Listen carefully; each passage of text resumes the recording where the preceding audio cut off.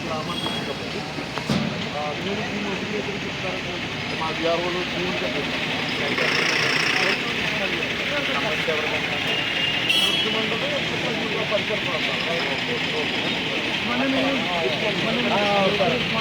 వారం కొంచెం స్ప్రెడ్ అయింది కాదన్న గాలి ఓకే ఇలాగే బ్యాక్ సైడ్ కూడా కొంచెం ఉండొచ్చు మన గ్రామానికి అంతే మన నష్టం ఇమ్మని అడిగాము కానీ ఏదో ఒకళ్ళు ఇద్దరు కాదండి గ్రామం అంతా ఇమ్మని మేము అడిగాము వ్యాపారు గారు మొత్తం ఎన్ని ఫ్యామిలీస్ ఉన్నాయి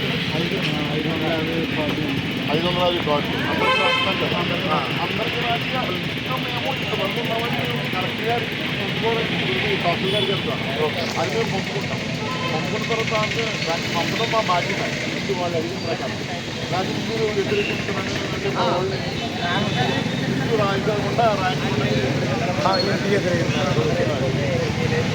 సమస్య భూమి పోయింది చెట్లు పోయింది నాన్న ఏం జరగలేదు ప్రాణాలు అడిగితే పట్టుకుని బయటకు పోయింది ఓకే అంటే అది కరెక్ట్ మేము చాలా ఇబ్బందులు పడ్డాం ఒక సర్పంచ్ నా ధర్మం ఏంటంటే ఎదరోడు కష్టాలని ఏమైనా సరే మేము పాల్గొవాలి నాకు ఎదరోడు కష్టం ఉన్నా లేకుండా మేము ఉండాలి అంటే ఎందుకంటే ఎన్నో సందర్భాల్లో ఎన్నో రకాల విషయం జరిగినాయి ఇప్పుడు నేను ఏమన్నారంటే నేనేం చెప్పాను పైనుంచి ఆర్డర్స్ ఎలా వచ్చినాయి అంటే ఇలాగని చెప్పాను అంటే మనిషి ప్రాణం ఖరీదు 3000 రూపాయల అని నన్ను అడిగారు మీకు విషయం చెప్తున్నాను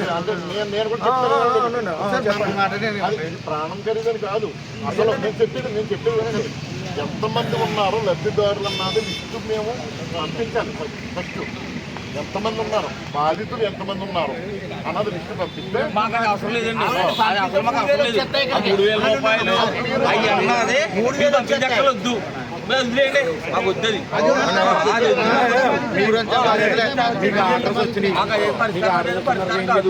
ఇందాక బళ్ళు ఆపేశారు లారీలు ఆపేశారు ఇందాక లారీలు ఆపేసి ఏమన్నారంటే సార్ కలెక్టర్ గారు మన ఎమ్మెల్యే గారు ఏమన్నారు ఈ నివేదిక మాకు వద్దండి వీళ్ళందరూ ఆపేశారు కదండి ఇది ఏదైతే జరుగుతుందో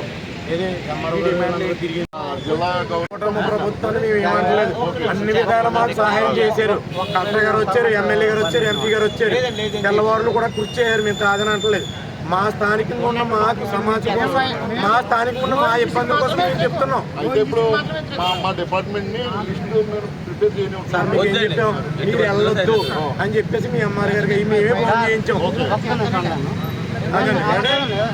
ఒకసారి ఇక్కడ కొబ్బరి చెట్లు పాడైపోయి రైతులు పాడైపోరు ఈ అన్నిటికి అన్ని డిమాండ్లు ఏదో రాస్తాం కొబ్బరి చెట్లకి అవసరానికి వాళ్ళు తీసుకుంటారు మనం 3000 వద్దని కుటుంబాలు రాజకీయ ఒకసారి 3000 ముష్టిగా 3000 50 కేజీలు బియ్యం ఏంటి వరద బాధితులకు ఇచ్చినట్టు అది ప్రకటన జరిగింది కాబట్టి సరిపోయింది అదే నైట్ జరిగితే తెల్లారి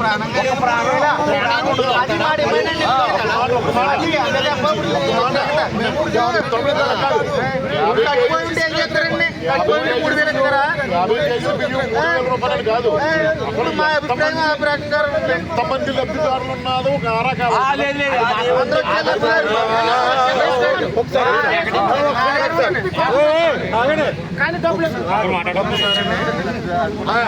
ఎంతమంది లబ్ధిదారులు మాకు మొదటగా 550 కార్డులు 600 కార్డులు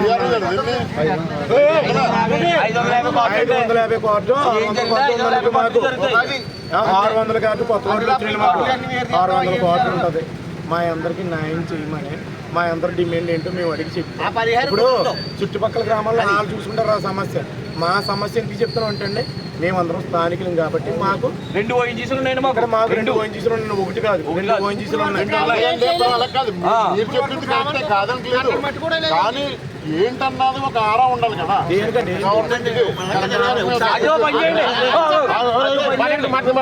మీకు ప్రాబ్లం ఏంటి ఇప్పుడు పంపచ్చు కదా అలాగే గ్రామస్తులు కుదరదు అన్నారు అలా కాదు సరే మా మరి ఏం చెప్పాలి రాసుకోండి నేను సరిపోను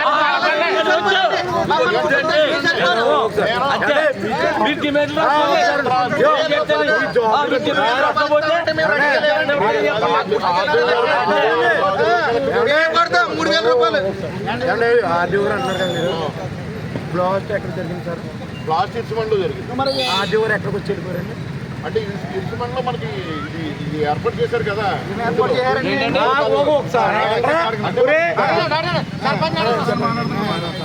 జరిగినప్పుడు మనకు అందుబాటులో సచివాలయం ఉంది కదా అక్కడ క్యాంప్ పెట్టుకున్నారు. మీటింగ్ పెట్టారు కదా. ఇవాళ మీటింగ్ అంటే రైతుల మీటింగ్ కాదు, ఓన్లీ మా ఎంప్లాయీస్కి, పంచాయతీరాజ్కి, రెవెన్యూకి, హార్టికల్చర్, అగ్రికల్చర్ వాళ్ళకి ఆర్డీఓ మేడం గారు మీరు చుట్టుపక్కల ఈ గ్రామాలు సంచరించి అగ్రికల్చర్ వాళ్ళని పంట పొలం ఎంత నష్టపోయింది, హార్టికల్చర్ వాళ్ళని కొబ్బరి చెట్లు ఎంత నష్టపోయింది, మా రెవెన్యూ వాళ్ళని ఫీల్డ్ ఎన్ని ఉన్నాయి, వాటర్ వాళ్ళు తయారు చేయమని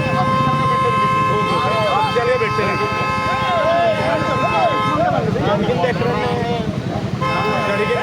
స్వగ్రామంలో జరిగింది మీటింగ్, అఫీషియల్ మీటింగ్ ఎక్కడైనా పెట్టుకోవచ్చు. అలా కాదండి, ఒక రైతుని సంప్రదించారు, ఒక సర్పంచ్ సంప్రదించారు, ఎవరు సంప్రదించారా? మీరు రైతులతో కాదు,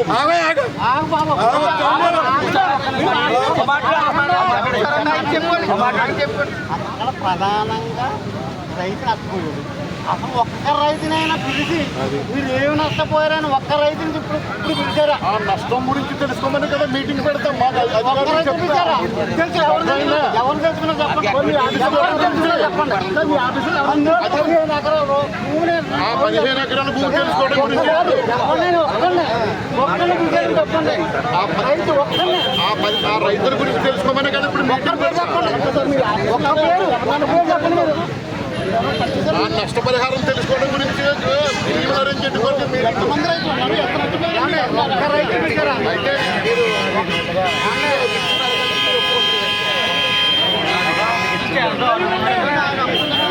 సరే అబ్బాయి, ఏదన్నా సమస్య ఉందా అబ్బాయి? ఒక్క రైతు ఏమన్నా